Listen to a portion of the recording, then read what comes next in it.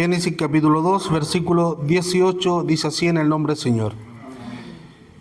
Y dijo Jehová Dios, no es bueno que el hombre esté solo, le haré ayuda idónea para él. Amén. Tomen asiento. No voy a hablar a favor de las mujeres. Ni tampoco a favor de los hombres. ¿Ya?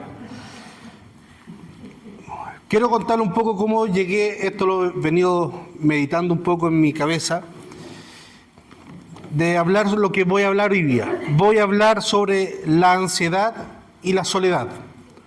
Y subtítulo, primos hermanos que nos destruyen.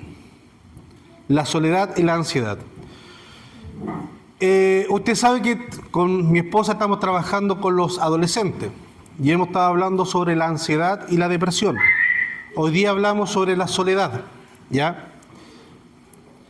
Un punto, una cosa es que yo le hable a los adolescentes sobre estos temas, sobre la ansiedad y la depresión que trae a la vida de nosotros, pero también otra cosa es que los papás o nosotros como adultos también hablemos estos temas.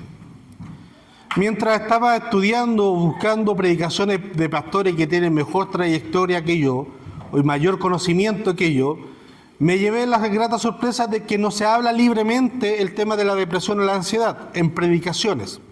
Si hay programas que abordan este tema, si hay videos cortos, devocionales que hablan de la depresión, la ansiedad y la soledad, pero predicaciones en su iglesia que le hable a la hermandad, no lo hay. Y eso trae también, me trae a la mente que en el mundo pentecostal criollo hay un pensamiento y hay una filosofía que no se aborda en este tema. Por ejemplo, hay un corito que muchas veces lo cantan, no puede haber un corazón triste que alaba a Dios. Y lo cantamos. Un cristiano depresivo no es de Dios, no es hijo de Dios. Un cristiano que tiene depresión no es hijo de Dios, no es cristiano. Como le digo, yo soy nacido y criado en esta zona. Tengo 37 años en el Evangelio. Desde chico mi papá me llevaba a la iglesia y he escuchado estos términos. Gracias a Dios no tengo laguna, así que por 37 años he escuchado esta historia de que un hijo de Dios no puede tener depresión. Y muchas veces aquellos hermanos que tenían esa depresión o ese espíritu, le hacían un exorcismo en el culto o lo trataban que les faltaba fe. Este tema lo quiero abordar con 3 versículos, no es necesario que lo busque, pero me van a ayudar a desarrollar el mensaje. En Hebreos capítulo 12, versículo 15 leemos: mirad bien, no sea que alguno deje de alcanzar la gracia de Dios, que brotando alguna raíz de amargura os estorbe y por ella muchos sean contaminados. En 1 de Pedro capítulo 4, versículo 10 leemos: cada uno, según el don que ha recibido, ministrelo a los otros como buenos administradores de la multiforme gracia de Dios. Y por último, Filipenses 4:8 dice: por lo demás, hermanos, todo lo que es bueno, todo lo que es verdadero, honesto, justo, todo lo puro, todo lo amable, todo lo que es de buen hombre, si hay virtud alguna, si hay algo digno de alabanza, en esto pensad. Y por eso quise partir con Génesis 2:18. Nosotros podemos ver la creación de Dios, que dijo, creó la luz, las estrellas, los astros, los animales, dijo, esto es bueno, en gran manera. O sea, si Dios da la aprobación de que esto es bueno en gran manera, quiere decir que no puede haber una evolución o una escala para mejorar lo que ya está creado. Esa es su tope máxima de su perfección. Porque esto es bueno en gran manera. ¿Y quién lo dice? Dios. El arroz que yo hago, yo puedo decir, esto es bueno en gran manera. Pero va a venir mi esposa y va a decir, no, esta cuestión no es nada bueno. Pero yo lo hice.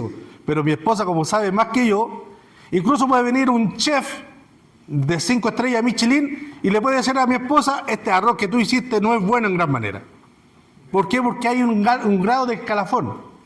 El arroz quemado, pegoteado que yo hago, para mí es bueno. Porque en mi imperfección, para mí es bueno. Pero que Dios haya dicho, esto es bueno en gran manera, quiere decir que no hay otro grado de mejoramiento o no hay otra cosa mejor que lo que Él creó. Pero con el hombre no dice eso. Él dice, no es bueno que el hombre esté solo.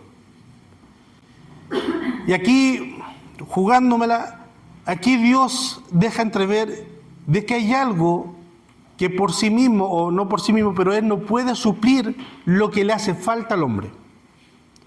Cuando Adán miraba hacia arriba, adoraba a Dios y dependía de que Él era su creador. Cuando Adán miraba hacia abajo, subyugaba a los animales y le daba órdenes y lo podía dominar. Pero cuando miraba a sus lados, no tenía nadie. Estaba solo. Entonces Dios nos creó de esa faceta de que nosotros somos sociales, necesitamos la compañía intrínsecamente.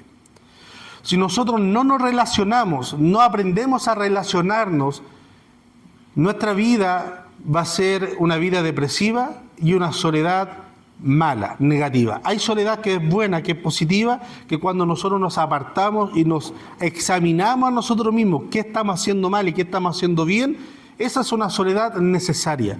Y cada uno de nosotros de vez en cuando debe tener una soledad de introspección para cada uno mismo. Pero la soledad que es negativa es la soledad cuando nosotros no nos valoramos a nosotros mismos, y eso, por eso digo, la soledad y la ansiedad son primos, no es lo mismo. La soledad le abre la puerta a la ansiedad y a la depresión. Y aquí, por eso vamos a trabajar la primera parte, cuando dice, mirad bien, no sea que alguno deje alcanzar la gracia de Dios, que brotando alguna raíz de amargura. Raíz de amargura, primero que todo, el contexto de este pasaje, el contexto que Pablo le da esta frase a los hermanos de la iglesia en hebreo, dice que se entorna al cuidado de la iglesia, al cuidado de la edificación de la iglesia. Si usted lee toda la carta de Hebreos, Pablo se preocupa de la edificación de la iglesia, que todos nosotros somos responsables de los unos de los otros para ser edificados conforme a la imagen de Cristo. Y dentro de esa comunión ninguno de nosotros debemos cuidarnos, ninguno de nosotros debemos dejar la puerta abierta para que entre raíz de amargura en nosotros. Que no entre el chisme, que no entre el pelambre, el odio, que no entre el tema de dejar de hacer las cosas, se me fue como holgazán, la pereza en cuanto a la obra de Dios. Todo eso debemos cuidarnos nosotros, y ese trabajo no hace a nosotros. Nos dice, pidan al Espíritu Santo que los cuide de ser perezosos, de ser envidiosos, sino que es un trabajo de nosotros de detectar esos males dentro de la iglesia. Ahora, pero esto también yo lo puedo aplicar no solamente como congregación, también lo tengo que aplicar y asimilar en mi vida como individuo, siendo parte de una congregación. En mi vida, si yo no dejo que en la congregación entre el pelambre o entre el cagüín, en mi vida tampoco tengo que dejar que esa raíz de amargura entre en mi vida.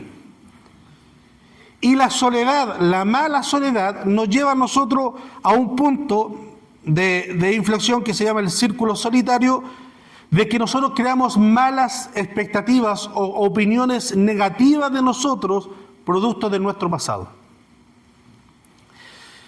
¿Cuántos de nosotros han mirado el matrimonio de mala manera porque han visto que sus padres se han divorciado o porque han visto que muchos familiares se divorcian? Entonces miran el matrimonio como algo no tan importante. Muchos de nosotros hemos tenido malas experiencias en cuanto a algún aspecto en el pasado. Y con esa misma vara que nosotros traemos del pasado medimos el presente. No sé si me van siguiendo. Cuando nosotros no entregamos esa raíz de amargura del pasado a la planta de Dios para que lo modifique, esa raíz de amargura nosotros lo heredamos. ¿En qué sentido?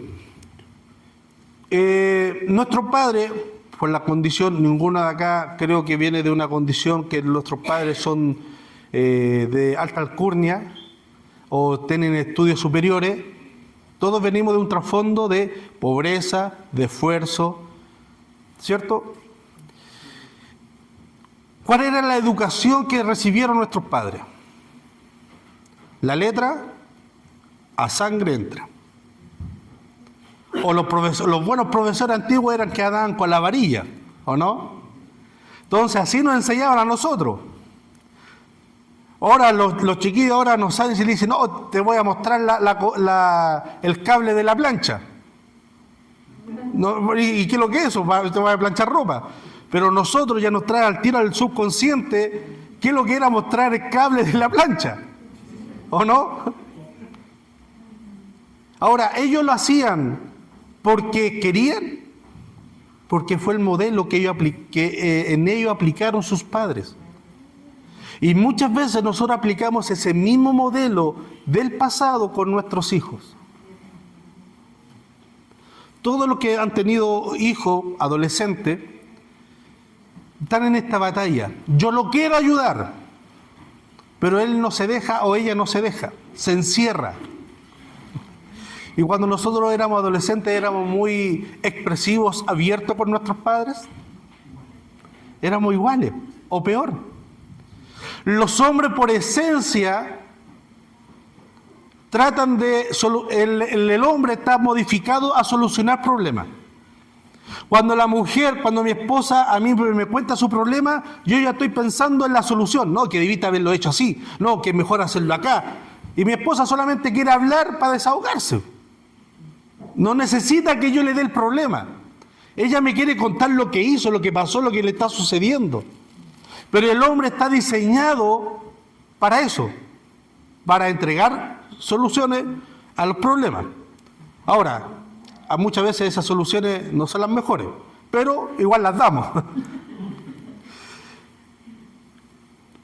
Cuando nosotros traemos expectativas negativas del pasado, muchas veces las reflejamos a nuestros hijos. Y nosotros queremos que nuestros hijos sean abiertos con nosotros. Pero nosotros no somos abiertos con nuestros hijos. Recuerden que yo estoy hablando y relacionando esto porque es el tema que estamos tratando con mi esposa con la adolescente. Y si yo trabajo en un área, por ejemplo, en un área A, pero ustedes no tienen la herramienta, creo que lo hablé tiempo atrás, no tienen la herramienta para seguir trabajando en esa área, lo que nosotros hagamos aquí dentro de la iglesia va a ser muy infructuoso si no hay una correlación en sus hogares, donde pasan el mayor tiempo posible. Como lo dije, yo no voy a hablarle a los chiquillos del Arca de Noé mientras en su colegio están escuchando otras cosas. Están hablando de sexualidad abierta, están hablando de transgénero, sus compañeras, las hijas ya están en menstruación, ya están hablando del tema sexual, la orientación y todas esas cosas. Yo no puedo hablarles sobre que el pez que se tragó a Jonás se llamaba Pum. No puedo, yo tengo que contrarrestar lo que ellos están escuchando mayor tiempo versus lo que dice la Biblia.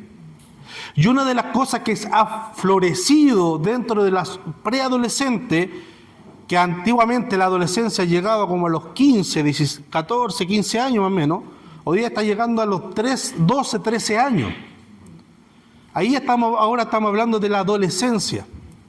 Entonces, es el mundo del adolescente de hoy día es muy distinto al mundo del adolescente de mi época. Porque yo a la edad de mi hija Beatriz, o de la Vale, o de la Trini, estaba jugando tazo o jugando al zoo. Pero hoy día no, hoy día tienen las redes sociales, es inevitable. Y las redes sociales, ¿qué es lo que contrae? Abre un mundo en el cual me gustaría vivir, pero no alcanzo a vivir ese mundo.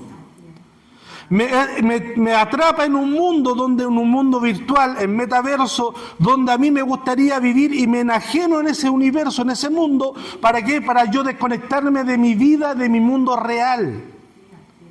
Y el Instagram, TikTok y Facebook me muestran la realidad que yo desearía. Y eso provoca ansiedad. Y la ansiedad provoca aislarme negativamente en soledad para no demostrar mi debilidad frente a otro. Y sobre todo si yo tengo unos padres, un familiar o un cercano, mi círculo cercano, donde yo le hablo estas cosas y lo primero que hacen es retarme y pegarme. Y me hablan golpeado.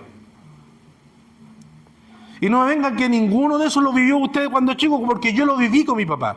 Yo no podía hablar con ellos de sexualidad, no podía hablar con ellos de cualquier otra cosa, porque ellos se alteraban. Y ahora yo lo comprendo porque no tenían la herramienta para poder tratarlo. No tenían la herramienta para poder tratar. ¿Por qué? Porque en su pasado, a mi mamá la crió su abuela en Santa Cruz en el campo, que era monja devota.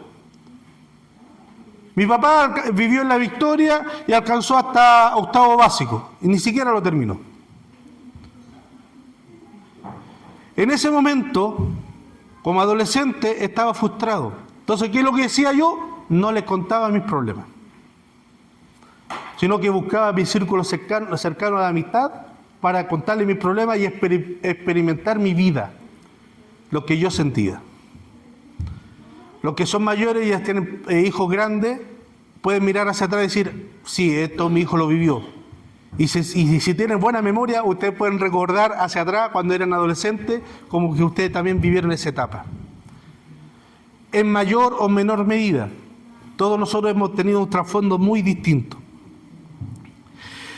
Cuando nosotros abrimos paso y traemos al presente nuestros traumas del pasado sin entregárselo, sin pasarlo por la cruz de Cristo, eso abre la puerta para raíz de amargura en nosotros. Y trae mente y conceptos negativos de nosotros mismos. No, yo no soy capaz. Yo no puedo hacer esto. Yo no me siento posibilitado para hacer esto. Con las chiquillas estábamos hablando hoy día, saqué un ejemplo de mi hija, de Beatriz. Cuando estábamos hablando, nos sentamos ahí a estudiar matemática y me dice, no, que yo no sé hacer esto, yo no puedo hacer esto, y yo no puedo hacer esto. Y ahí viene la reacción típica de un papá, cállate, pa. Le digo, pero ¿cómo me podés decir que no sabes hacerlo si no lo intentas? Y dice, mira, esto se hace así, aquí, acá, allá. Y después cuando lo hace, sí podía. ¿Viste que podía? ¡Pah! Y otro chazazo.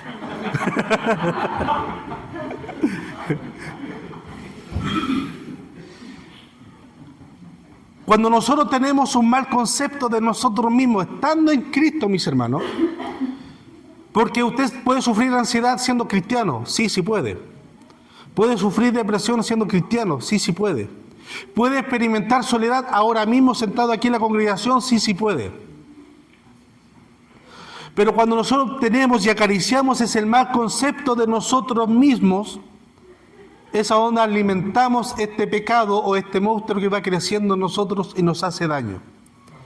Por eso Pablo le dice a los hermanos en hebreo, dice, mirad bien, no sea que alguno deje de alcanzar la gracia de Dios.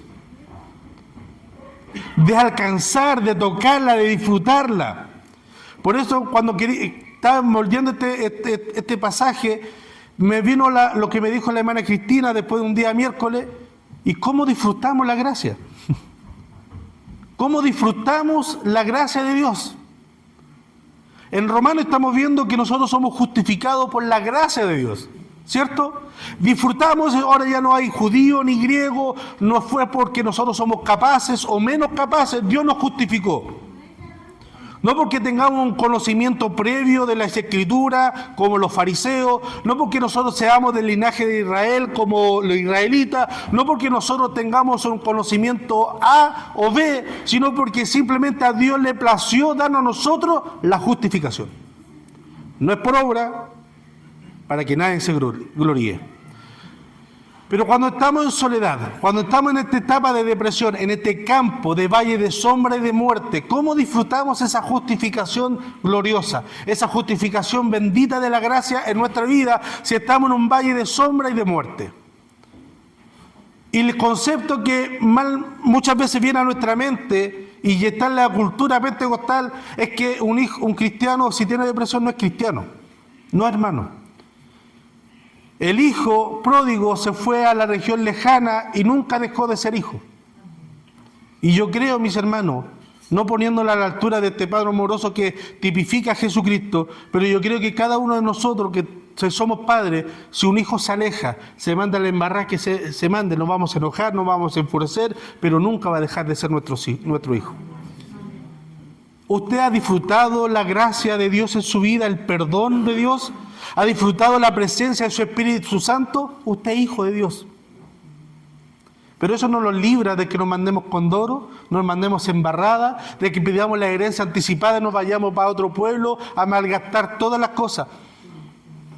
No, Dios no nos va, no actúa como nosotros o como muchos de los seres humanos. La gracia de Dios fue dada y derramada en nosotros. Alcanzando la gracia de Dios, no dejando de alcanzar la gracia de Dios, brotando alguna raíz de amargura o se estorbe y por ella muchos sean contaminados. La gracia de Dios nos ayuda a combatir nuestro estado de soledad, y nuestro estado de ansiedad, nuestro estado de depresión. Ahora, la soledad ataca la mente de las personas, la ansiedad también. ¿Qué es lo que es la ansiedad? Es tratar de manejar algo que yo no puedo manejar. Técnicamente un psicólogo o alguien que sepa más me puede dar algunos tips técnicos, pero en resumen eso es. Tratar de poder controlar algo que yo no tengo la capacidad de poder controlarlo. Y eso me provoca mi ansiedad. La ansiedad se puede confundir con el miedo, pero es muy distinto. Por ejemplo, el miedo, si yo salgo a mi patio, al jardín, y veo una serpiente, eso me va a dar miedo. Y frente a ese miedo puedo tomar opciones. Atacarla, amarrarla, matarla o devolverme a mi casa y encerrarme hasta que se vaya. Pero la ansiedad crea escenarios que pueden ser posibles, pero lo elevan a un nivel ficticio. La ansiedad, ¿qué me dice? ¿Qué me dice? No salgas al patio porque está lleno de serpientes. Y usted vive en departamento.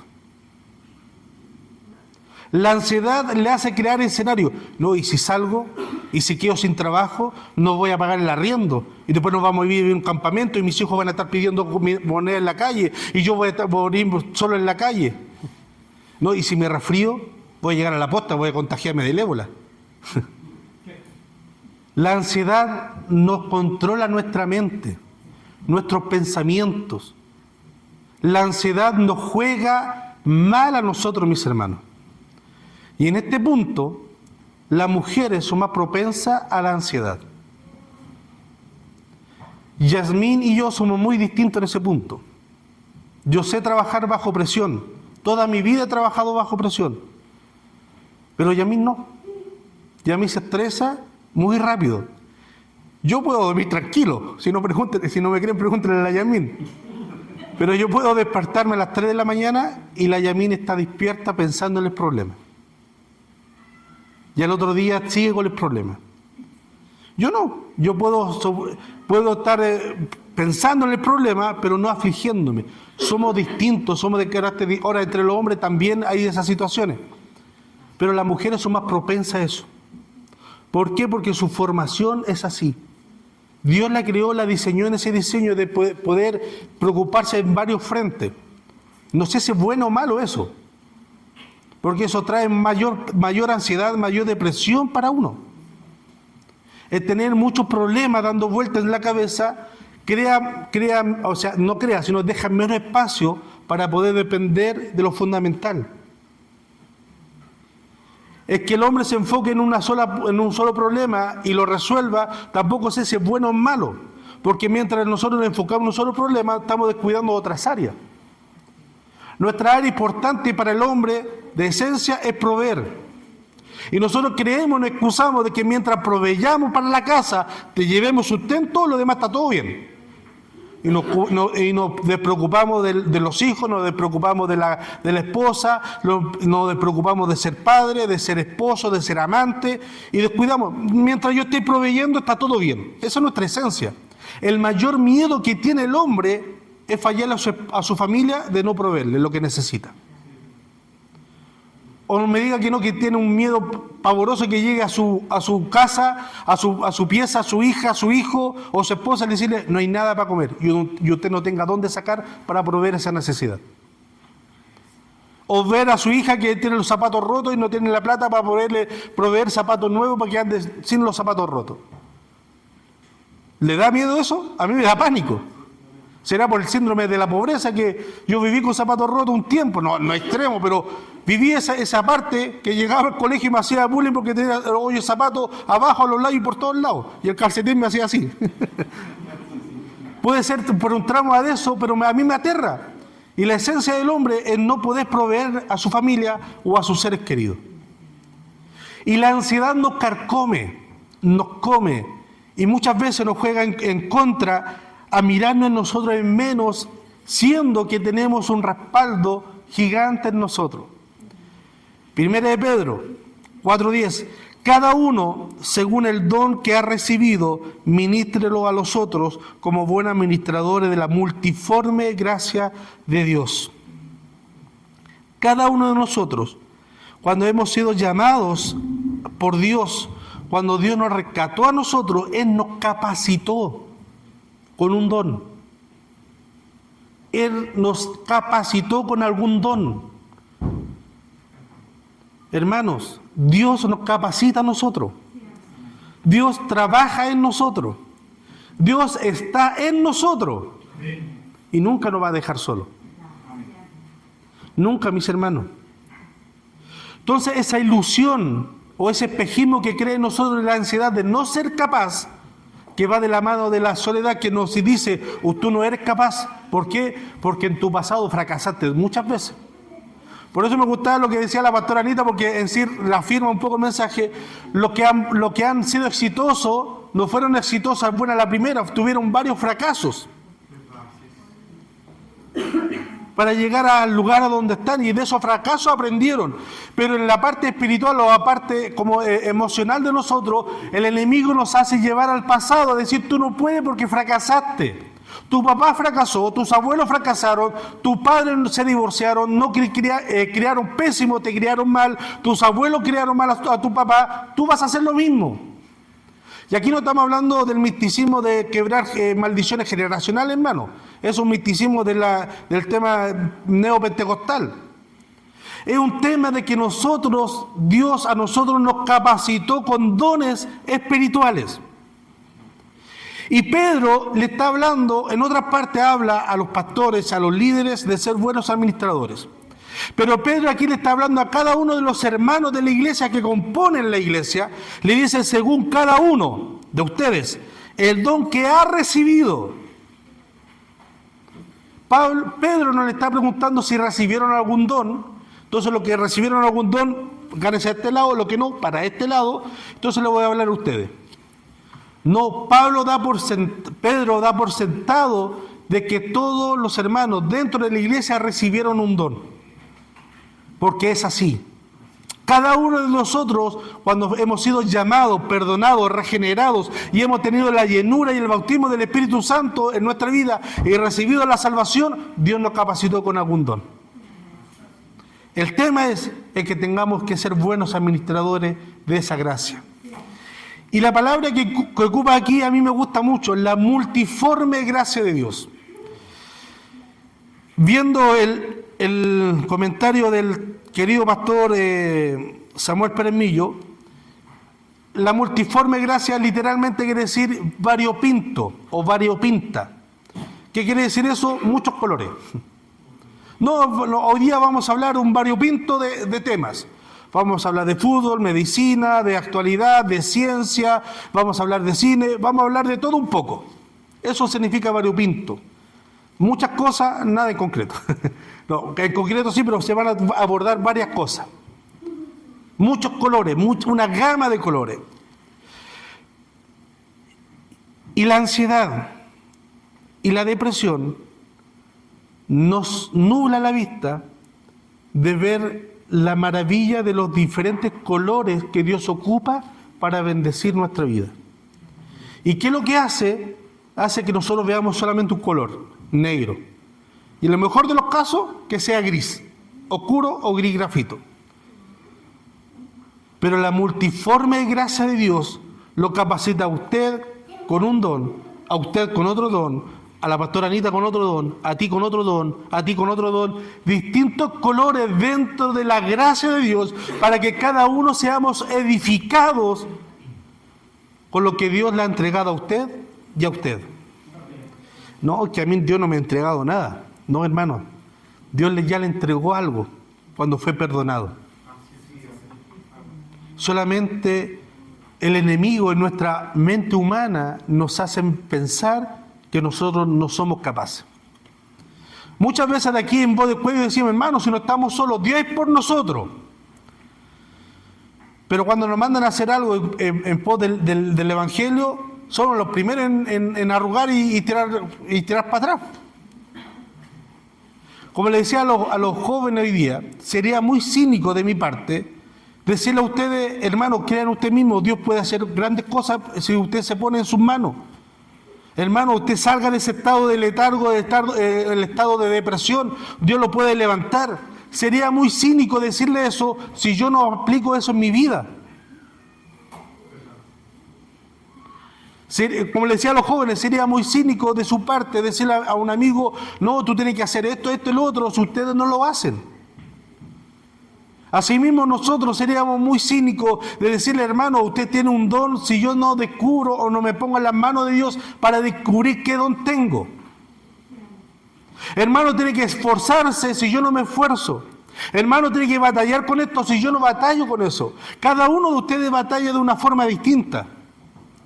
A lo mejor usted batalla con mi esposa, batalla con la ansiedad. Ella por esencia es ansiosa.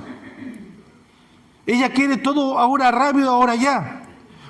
Yo ahora, después de 13 años, vine a entender que cuando ella me dice, ¿podríamos arreglar eso? Lo que me está diciendo ella, no que lo arregle o lo planifique para arreglarlo más adelante, sino que anda a comprar en la ferretería y arréglalo. Cuando podríamos arreglar eso, ella en el lenguaje Lady Soft me está diciendo, arréglalo. Arréglalo ahora. ¿Por qué? Porque cuando yo me digo, sí, lo voy a hacer, me doy la media vuelta y ella lo está haciendo. Ella batalla con eso. Pero yo batallo con otra área. Usted tiene otra batalla distinta que sus hermanos. Pero sería muy cínico decirle, hermano, batalle con la depresión. Si yo cuando tuve depresión nunca batallé o no lo estoy haciendo. La ansiedad y la soledad y la depresión son muy silenciosas, mis hermanos. Muchas veces cuando el año 2019, 2020, hubieron muchos pastores, sobre todo de Estados Unidos, que se suicidaron a causa de la depresión. Fueron uno tras otro que fueron noticias y todos los reportajes que yo leía decía, y el pastor se veía tan bien, no se notaba que tenía depresión. En el año 2014, cuando el Señor me llama al ministerio, en agosto, el 21 de agosto del año 2014, cuando el Señor me llama al ministerio y los pastores nos unge con mi esposa como pastores, pasó un mes y a mí me despiden del trabajo. De que me despidieron del trabajo, pasaron 18 meses en los cuales yo no pude trabajar en ningún lado. Y no porque no quisiera, sino que no podía, no me daban trabajo. Y ahora mirando en retrospección, tuve 6 meses con depresión. En ese momento no tenía idea, pero tuve 6 meses con depresión, en el cual no quería salir a la calle, me escondía en el estudio de la Biblia, me escondía en preparar los sermones para poder predicar, me escondía en que estoy preparando el mensaje, en que estoy leyendo el libro, pero no quería predicar, no quería salir, no quería hacer nada. Pero cuando llegaban los días de reunión, que eran los martes y los domingos, me vestía, predicaba, todo bonito, hasta luego hermano, nos vemos, y después volví a la oscuridad. Ahora mirando hacia atrás, me puedo dar cuenta que estaba en depresión, pero si usted en ese momento me hubiese preguntado o nos hubiésemos encontrado en la calle, no se hubiese dado cuenta,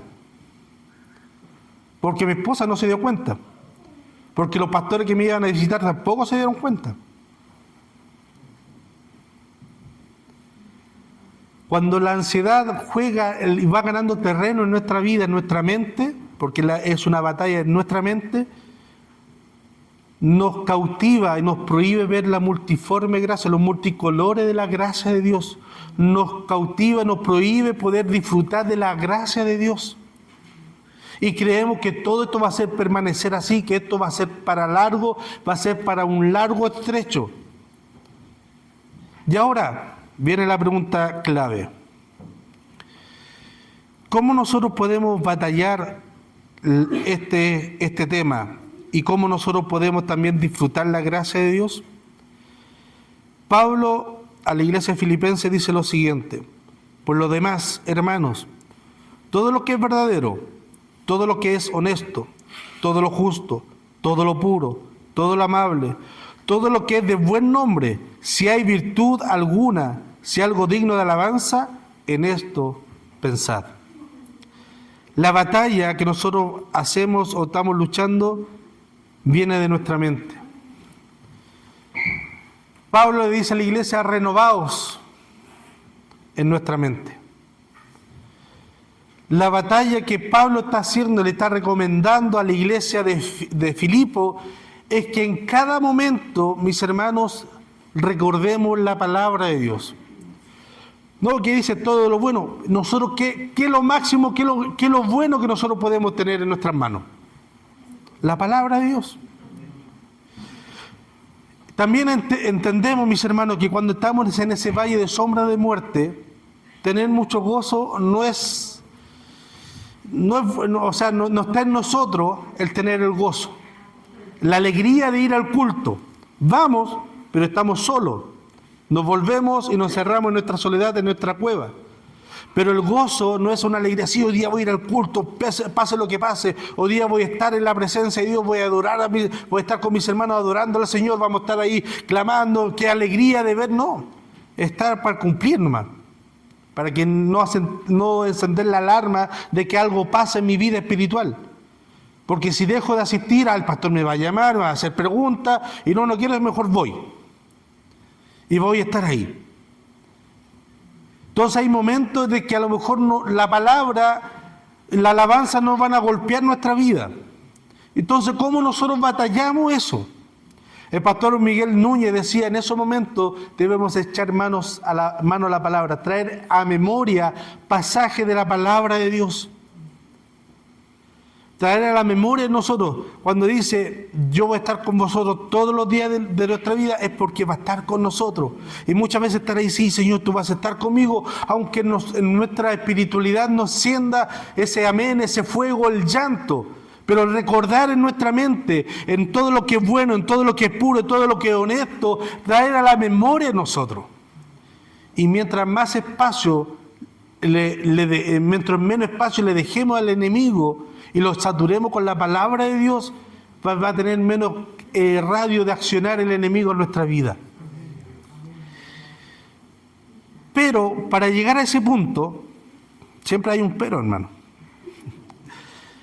Para llegar a ese punto nosotros debemos conocer a nuestro Dios. Hay una historia que contó tiempo atrás, y hoy día la volví a escuchar, el pastor Dante Gebel, el hereje Dante Gebel. El pastor Dante Gebel, que yo le encuentro muy buena. Bueno, tiene varias historias, en sí, le he escuchado varias predicaciones buenas a Dante Gebel. Y aquí estoy, lo espero. Peleamos al tiro. Contaba graficaba esta situación de la siguiente forma. Un niño de 12 años, bueno para la pelota, está jugando las semifinales de un campeonato muy importante, y en la semifinal ganaron, pero se lesiona y no puede jugar el partido, o se dobla el tobillo y le dificulta poder jugar o poder llegar en buenas condiciones a jugar la final. Y para un niño que le gusta la pelota, ese es su mundo. Jugar toda la temporada y no jugar la final. Llega a su cuarto y le dice a su papá, que él sabe que a su papá le dicen doctor, pero no sabe de qué especialidad es él. Y llega a ese lugar y le dice: ¿qué es lo que te pasa? Y el papá lo revisa el tobillo, que era una pelota de tenis, su tobillo hinchado, lo reexamina y dice: no, en una semana se te pasa y vaya a quedar bien. Y el niño en su frustración le dice, pero tú no conoces, tú no sabes el dolor que yo siento, tú no sabes lo que esto me dificulta a nosotros. A mí para poder jugar, yo no voy a jugar la final, lo único que quiero es jugar la final para ganar la copa. Y tú me vienes a decir, tú no sabes lo que estás diciendo, tú no entiendes nada. Pero este niño sabe que hasta a su papá le dicen doctor. Y el papá, mirando al niño, le dice, ok, mañana vas a ir conmigo al trabajo. Lo lleva al trabajo y ve que su papá entra en un quirófano, ve que empieza a operar a una persona y que esa persona sale con vida. Después ve que otra persona llega con un malestar en su hombro. Y la persona le cuenta su problema a su papá y el papá le dice, en una semana va a estar bien. Y ve en la cara de esa persona la confianza depositada en el doctor de lo que le había dicho. Ah, el doctor me dijo que en una semana voy a estar bien. Entonces su cara de aflicción se calmó. Ve que viene otra persona con un dolor en la pierna y le dice al doctor lo que está pasando. El doctor le examina, que era el papá del niño chico, lo examina y el doctor le dice, no se preocupe, no es nada grave. Y ve que la cara de aflicción que traía esa persona con el dolor, al escuchar las palabras del doctor, que le dijo que no es nada grave, se calmó. Entonces ese niño vio que su papá le daba tranquilidad a la otra persona y que tenían diferentes dolores.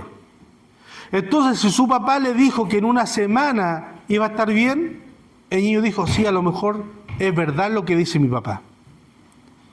¿El papá de ese niño cambió? No, siguió siendo el mismo papá.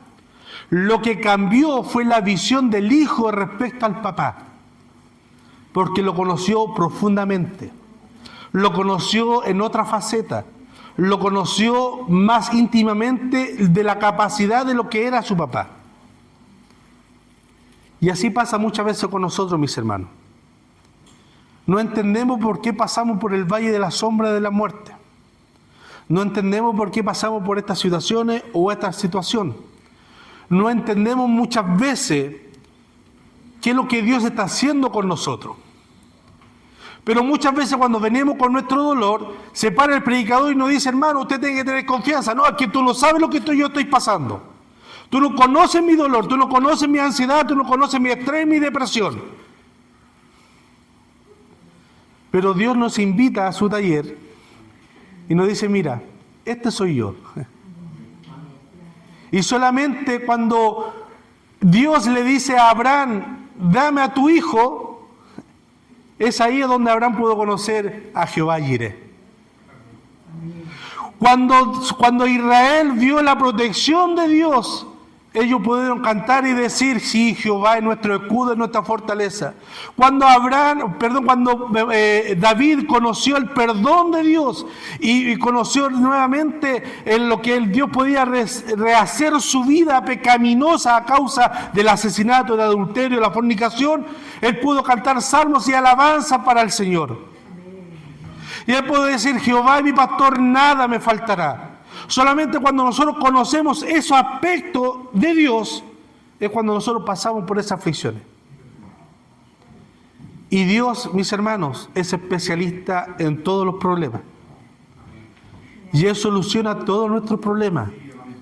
Y debemos llevar nuestra carga, nuestras quejas delante de Él. Pablo le dice, si no me equivoco, a Timoteo, estad quieto.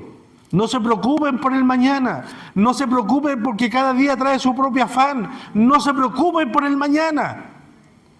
Pero nosotros nos preocupamos. Nosotros nos preocupamos porque es nuestra naturaleza humana y pecaminosa.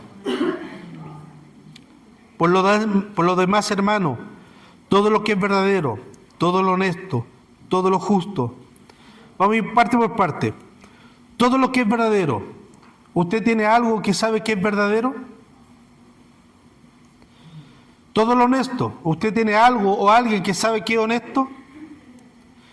Todo lo que es justo. ¿Usted sabe o conoce a alguien que es justo? Todo lo puro. ¿Usted conoce a alguien que es puro? todo lo amable. ¿Usted sabe o conoce a alguien que es amable?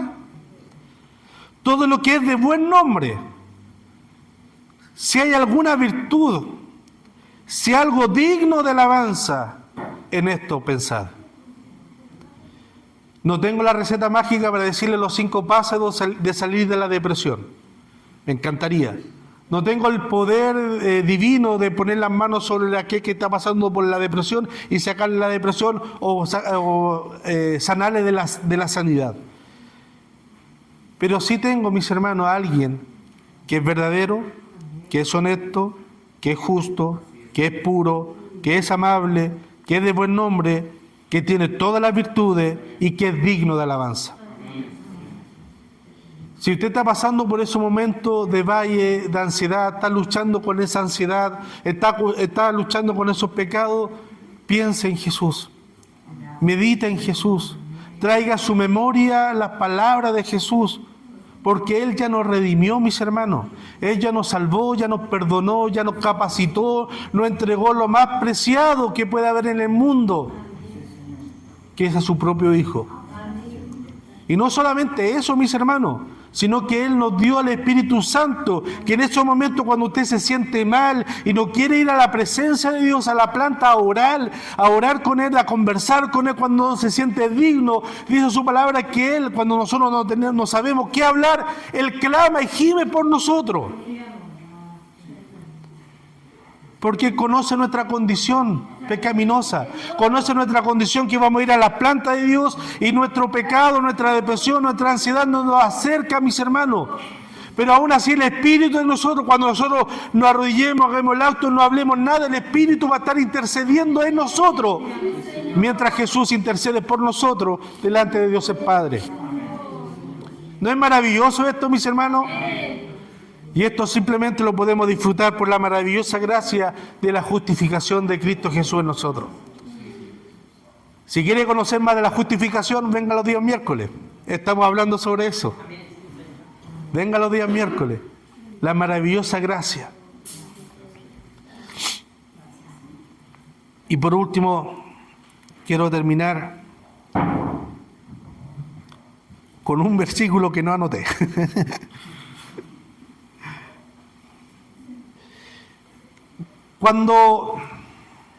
Cuando David estaba escribiendo, o me imagino yo que estaba escribiendo los salmos, él dice: alzaré mis ojos hacia los montes, ¿de dónde vendrá mi socorro?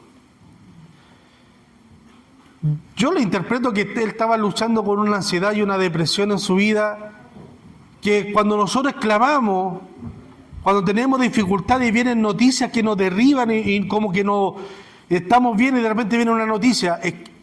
Por ejemplo, estamos en el panel de oración y todos los días llegan oraciones por niños que están entubados, que están graves, por niños o por X situación. Y nos llega, oye, tu papá cayó en el hospital enfermo. Y nos llega noticias que nos hacen tambalear, que nos desestabilizan nuestra normalidad. Y muchas veces nosotros vemos, o me imagino como el David diciendo: voy a alzar mis ojos hacia los montes, ¿y de dónde va a venir mi socorro? Los especialistas dicen que cuando David iba caminando por ese valle, era un sector de muchos ladrones.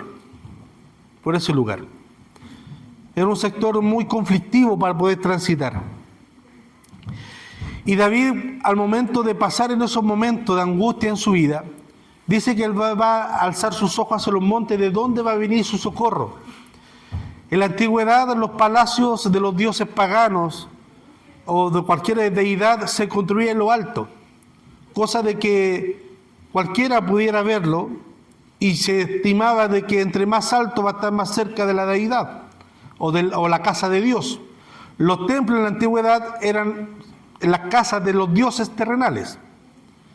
Entonces, para hacerlo un poco más cerca, lo construían en lo más alto. Y David decía: voy a alzar mis ojos hacia los montes, ¿de dónde va a venir mi socorro? De ese Dios, de esa deidad.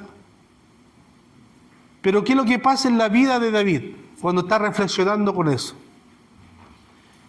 Siento que él estaba, su mente estaba batallando con esa situación de peligro que estaba viviendo, pero su espíritu de adentro le dice, no, tu socorro no viene de ahí, sino que viene de más allá, de aquel que creó ese monte, donde está depositado ese santuario, de aquel que creó las condiciones para que ese monte se formara, de aquel que creó los materiales con los cuales se construyó ese santuario, ese monte, de aquel que hizo todas las cosas, viene tu socorro.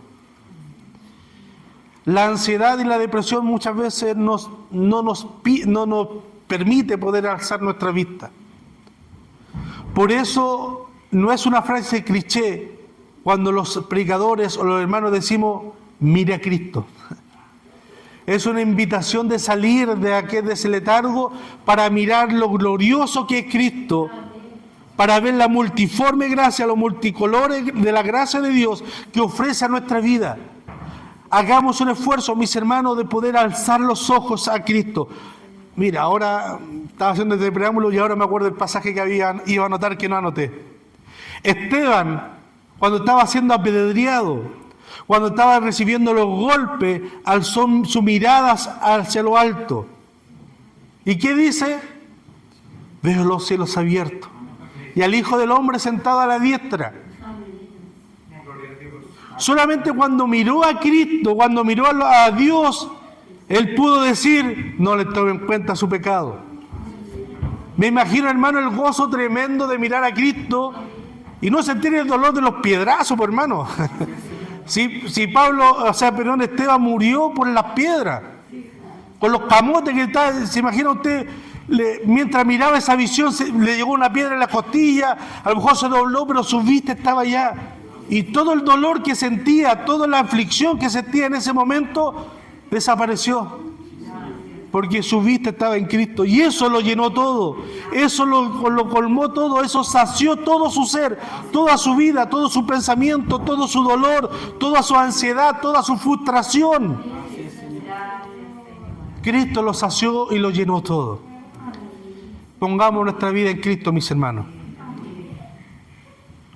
A pesar de la ansiedad, de la depresión o de la soledad que sintamos, que nuestra mente se llene de Cristo cada día y que cada día podamos ver su belleza. Amén. Le invito a que nos pongamos de pie, mis hermanos, y oremos dando gracias a nuestro Dios.